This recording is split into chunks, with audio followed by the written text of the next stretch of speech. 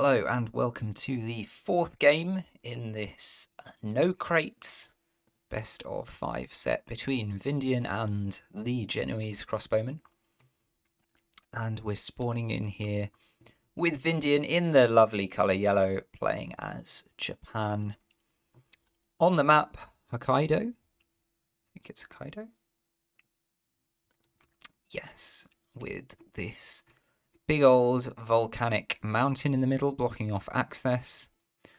4 trade routes in 2 sets of 2 across the top. There's also a Zen temple where you can get the Naginata, very fast heavy infantry. And you've got this little coastline along the bottom as well with a small amount of fish available. And you've got these lovely, very pretty coastal features here, like this archway. Or there's normally a little rope bridge. Have we not got a little rope bridge along here somewhere? No. Oh, it's a shame. Yes, Vindian is playing as Japan, opening up with 2 shrines. No deck yet. And in the colour blue, on the left-hand side of the map, we have the Genoese crossbowman playing as the other civ that can gather resources with their houses by spreading them out around the map. And that is, of course, Sweden. And we see Sweden with, what have we got here in the deck? Obviously no resource crates. Got the 3 husks available in Age 2. Got 2 of the leather cannon cards. The one that comes with a foundry and the one that gives you 2 for 150 food. 4 dominions obviously is pretty nice. As well, a couple of copper mines. And the hacker pellets are this card. This is a card that I've been frustrated by coming up against quite a few times recently. So it looks like Genoese queuing up for a 15-vil age up, which is pretty standard. We look back over to Japan. So, I note Japan gathering the berries provided by nature herself, rather than these cherry orchard berries for the time being, so able to get a little bit of extra scouting value out of the cherry orchard wagon during that Age 1, I'm guessing. Sadly, no upgrade to the monk's treasure gathering. Oh, look at these lovely monk custom skins with the big old armor. That looks really cool. We've got for Vindian, but instead opening up with 3 fishing boats. 3 fishing boats better than 2 villagers, so that's a nice result for them. And it's the Torii gates for the age up, so going to be getting that samurai and the military wagon.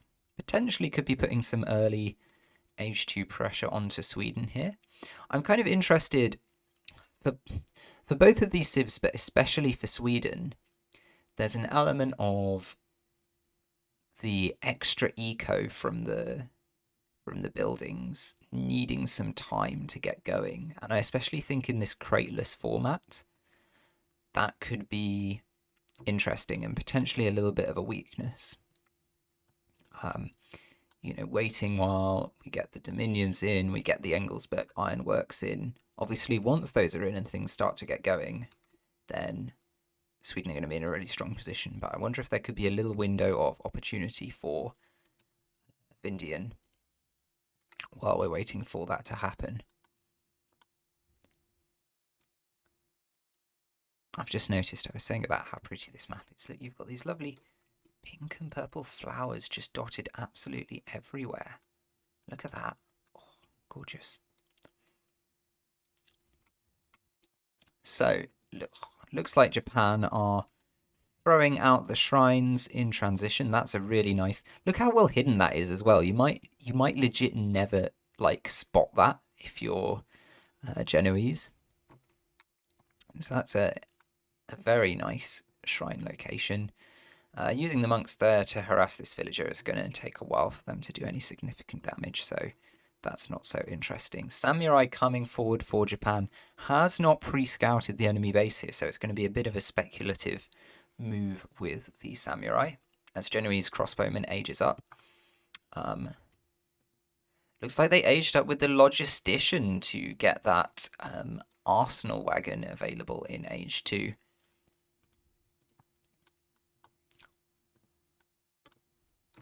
Yeah, no advanced arsenal card in the deck, so interesting to see what that's going to be used for. First of all, we've got infantry breastplate, which I believe is pikes and bows. So we might see some of those coming out nice and early for Sweden. Sweden sending advanced market as a second age 1 card, so don't have a card available. Didn't build a trade post, so don't have a card available for quite a while in age 2, which is a little bit interesting. Also got the Carolean. Now, I don't believe the Carolean benefit from that infantry breastplate. We'll try and check to confirm that once there are some getting trained. Over on the Japanese side, we've got a first batch of 4 Asharigu out from their barracks. Consulate is also down. So the barracks from the age up. Consulate probably bought normally. Another batch of 3 makes 7 total. These 4 are just kind of snooping around. They're not really going to find anything, but I think they were on the prowl for potential Torp or Torp building villages. Spanish allies now coming in, so going to be boosting the XP. I'm really interested, actually, the Spanish allies. Obviously, in this traitless format, no point. Well, I was going to say no point getting Nanban trade. Vindian. What's going on with that? Does it... I don't think it's like Silk Road, where it improves your trade routes as well. Not that you've got any trade routes yet. But yeah, the Merchant Marine is a really good choice, because that's going to allow shipments to come in much more quickly, which I always think is a massively underrated buff. And it's 5 shrine wagons to follow that up, so going to start to spam out those Japanese shrines all over the map. Also taking a couple treasures, using the Divine Strike on those monks to great effect. Meanwhile, Sweden are going for a little bit of a push here. We've got the leather cannon +1 artillery foundry shipment in.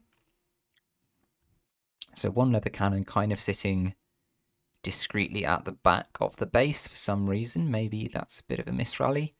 And we've got 4 Caroleans and 6 crossbowmen out here on the field. The crossbowmen getting an extra 10 HP from that arsenal wagon age up.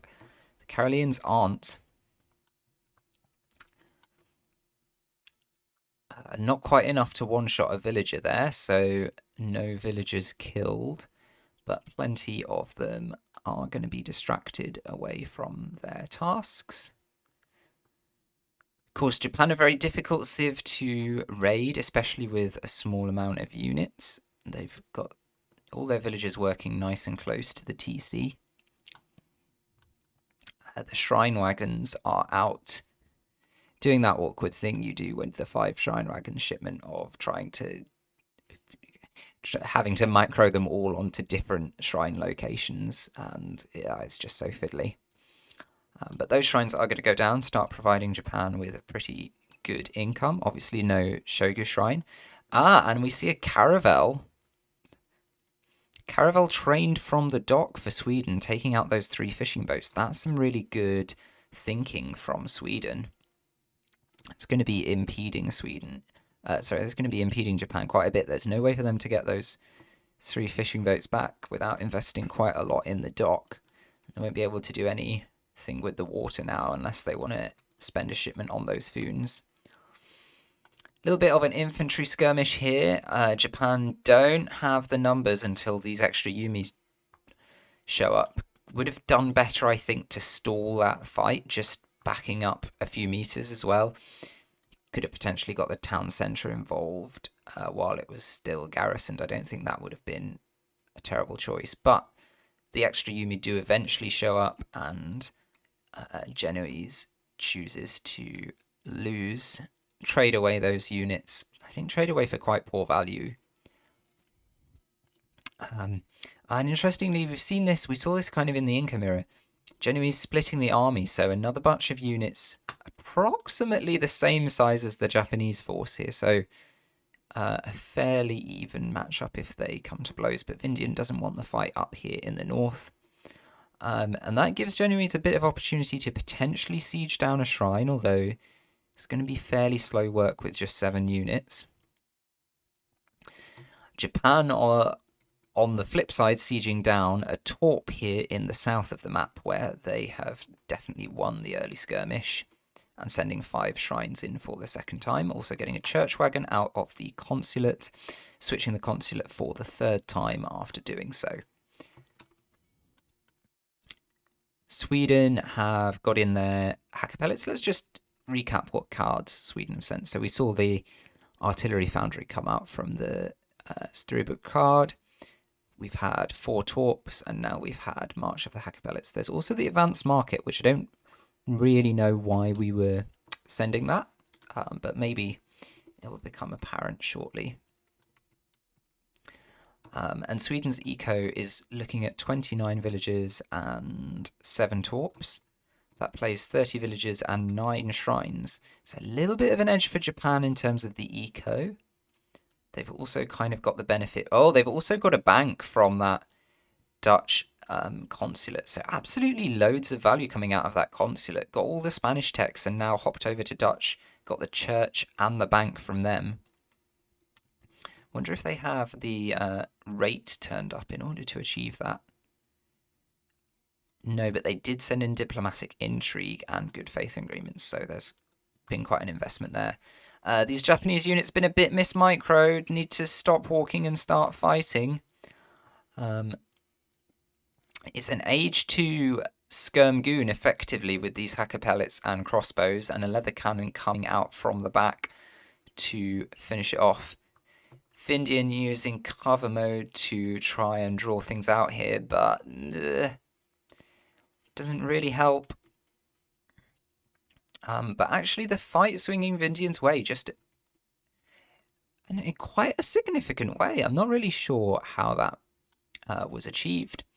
Just as superior units, the stronger Japanese units may be able to get into melee against these bows. Maybe Genoese just didn't have a big enough army, but yeah, quite a decisive win for Japan there, and suddenly things are looking really good. Japan with the eco lead has invested in 2 trade posts, 2 native trade posts as well. It's going to be interesting to see what Vindian wants to take from that. Maybe these Naginata heavy infantry. Got an awful lot of shrines queued up there for these wagons to go and build. You're going to be getting up to 200 shrines worth of population pretty soon. I think that's 1, 2, and 3 shrine wagon shipments. Also gets the small buff. So let's see if we can find... Yeah, so you saw this shrine earlier was on 4.0, and it gets a very small buff from that card up to 0.41. But, you know, that buff will be there forever. So it's not absolutely nothing. It's probably something like 1 or 1.5 villages once you've considered the fact that Japan are on a full 200 shrine pop. But again, you know, that's extra free on top of everything else, so it's pretty good. Stable is down for Japan now and queuing up some cavalry. I'm kind of not sure why, because what we're looking at here is Karelians plus leather cannons, 1 hacker pellet and a smidgen of crossbows. Swedish army coming forward being quite aggressive. The Japanese army is mostly out of town. There's a few Yumi hanging around at the back of the base here, but all these Sharagus are out trying to take down some Torps. Looks like Vindian is kind of winning the war in the north of the map for control of all these resources. Of course, they're not competing for the same resources. Japan wants the hunts and Sweden wants the mines, but they are basically competing for control of the same area. So that's how it goes. Genoese crossbowman coming into the base here wants to shut down any military unit production and has destroyed that barracks. Wonder if the consulate will be next. Of course, the consulate has a lot more HP than the barracks and the stable. But Vindian has now managed to mass up quite a lot of crossbows. The musketeers have patiently walked back from, oh no, just some more musketeers trained. And reckon there's enough Yumi here to take on this force. Focusing down those leather cannons. 2 down, 1 more at the back. But now that the sandwich is coming in with these backup musketeers who are out raiding, and the 3rd leather cannon is focused down, and now it's just Caroleans versus a stronger overall musketeer and a good number of Yumi archers who counter them. So, yeah, I wonder if Genoese maybe should have pulled back from that push a little bit earlier. They were doing quite well getting basically free damage in against these military buildings. But yeah, once the extra musketeers from the north came back, it turned into quite a bad time encounter. Genoese sticking with mixed infantry is queuing up the age up now, going up with the Exile Prince, so fast but no reward. He's only on 90 pop of Torps, so having those that Torp building project consistently ruined by Vindian's aggression. It's now going to be using this infantry army to siege down one of the native TPs. Also worth noting, Vindian did invest in Stagecoach for this trade route on their side. So going to be getting some nice wood income from that. In terms of the villager count, Vindian is up by... Oh no, they're absolutely dead level, but Vindian, of course, has more going on with the shrines. Vindian has also found a gap to ship in the 2 Foons there and take back control of the ocean. I didn't notice that happening, but that remains available as an option, and a dock has just been built. So it could be potentially channeling some of that wood now into a little bit of a boat boom. Genoese having to mine from inside that ring of Torps definitely doesn't feel good. A little bit probably on the back foot, but Japan are not looking like they're going to be aging up anytime soon. So that's potentially a way back in here. Genoese has the artillery foundry already, 3 from the earlier card. 2 Falcons coming in now, a bunch of Caroleans. But probably going to be losing that artillery foundry though, because the army is away from home working on these shrines, and Japan are deciding to push in a little bit. Scores are very close now. 2 Falconets opening fire on this Japanese army. Now, I think these 2... Interesting. I think Vindian could have jumped in and just tanked the damage to finish off these 2 Falconets, because that would have given them basically a free shot at Japan, at Sweden's base for quite some time while we waited for this army to come back. But Vindian deciding to play it safe instead. Got the Daimo out as well. I wonder if they're thinking about an age up now. Got the resources in the bank to do so. Pulling out a bunch of the Naginata warriors from this trade post, but unfortunately they're spawned out right on top of the Swedish army, and so they're going to get taken down very, very easily. Yeah, Vindian is now aging up with the Golden Pavilion, also queuing up some boats to start to exploit that water presence as well. The 2 Falconets have gone down. Well, one of them has gone down in the Swedish base, Crossbow trying to bring the Falconets over to their army in the aggressive position and get intercepted by these Naginata warriors.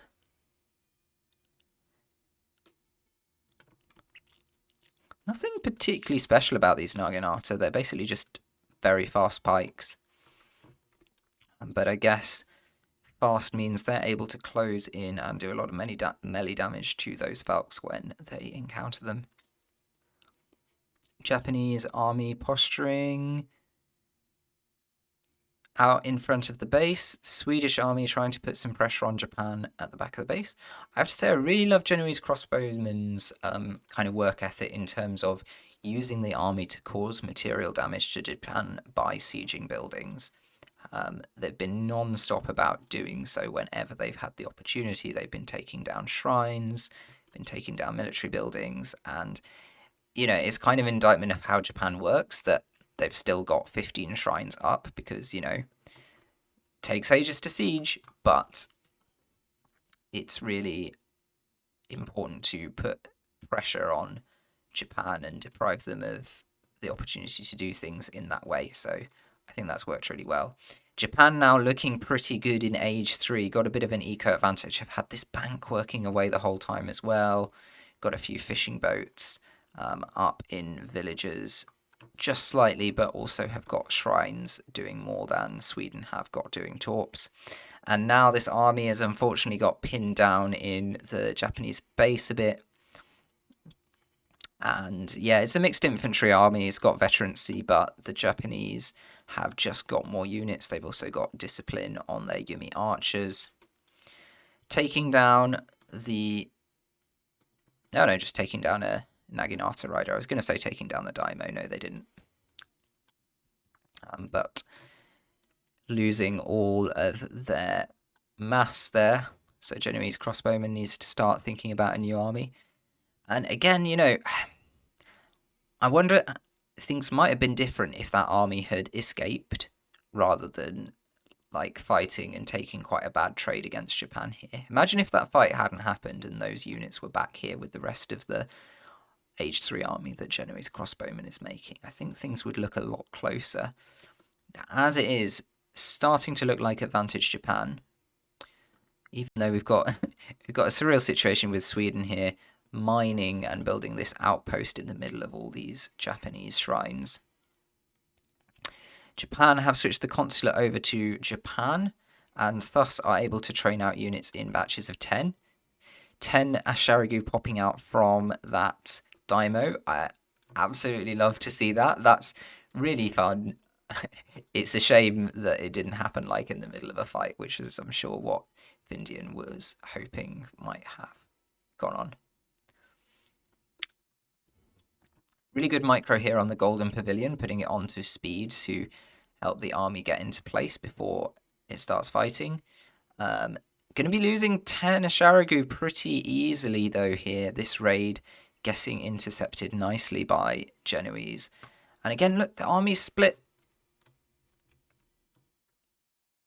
I think a real lesson in many of the games during this set in the advantage just of fighting, of making sure that you have superior numbers in the fight when you're able to, when you have those units on the map. It's so important. I think there have been a couple of key times when Genoese crossbowmen has just not had their units in the right place and not had them be involved in the fight, and that has been really costly. Now, Japan pushing with 2 flaming arrows. I think that was a shipment received by the Daimo. Still got an incredibly good lineup of age 3 shipments available to send, so really is the case that you could expect anything to happen now. Taking a pop shot at the falconet with those flaming arrows, interestingly, wasn't enough to kill it and didn't stick around to do any more damage, so still 3 falconets on the field for Sweden. Japan really edging this in terms of score and have had the resources to build a shogunate and go up to age 4, which I think sort of tells you where we're going in terms of final result here. Which is a shame because this is a decent army from Sweden. The falconets can be guarded by the Karelians very effectively. I imagine we're probably going to see Japan just sniping down those falconets as they did earlier with the leather cannons. Sweden again, so persistent, so disciplined, going out to siege down some more shrines, try and siege down this trade post as well here in the north of the map. Knows that Japan's army is down here in the south. Japan in turn going back to the Spanish allies. Kind of curious about that. Maybe wants to get, I don't know what you can get from them in terms of units. Maybe some rods or some lances or something like that. Shipping in 4 flaming arrows. That's a really good age 4 shipment. I'm sure that's going to be arriving with one of these Daimo right on the front line. So Japan going to have 6 flaming arrows here to take on and use in this fight once again. Again, the Swedish army is split, so half of the units are up here sieging and won't be able to participate in this fight, which could be absolutely huge. Got some hacker pellets at the back here with their area ranged attack. 2 of the falconets are sniped by the flaming arrow. All 3 are now sniped by the flaming arrows. So that's a bit unfortunate. And the GG is called. Yeah, and I think the writing kind of on the wall there if you look at the scores for the 2 players respectively. That was a way closer game than it probably looked. I especially want to highlight, if we look at the villager curve, I'm expecting it to be really, really close. Yeah, all the way through until some point around 20 minutes there was some raiding. I think that was up here when the 10 musketeers came in on that sort of suicide mission. But all the way up till then, it was really, really close in terms of villagers. But if we check on the all resources, I'm expecting, yeah, Japan just modestly ahead, thanks to a little bit more investment and a little bit more control of the shrines. But actually, you know, Sweden works so hard in preventing that control for so much of this game. And I think if we just... let's check the military score. So this is kind of like the... you know, the value of all the army on the field at any time. It was just the case that unfortunately Japan had less stuff, less military power at the time the fights were happening, and generally took some bad trades. Actually, this trade here at 14 minutes, not too bad at all. But yeah, then Vindian also kind of able to put down some big pops here using those. Dymo very effectively as well. And that's kind of when it started to spell the end. So that is a 3-1 result for Vindian. So Vindian moving on. I think this is just a straight knockout tournament, so unfortunately that's the end of the road for Genoese Crossbowmen this time. But we're going to get to see some more crateless action from Vindian in a future round. But that was a fun and exciting set to cast. Really enjoyed all of those games. So I will see you next time. GG.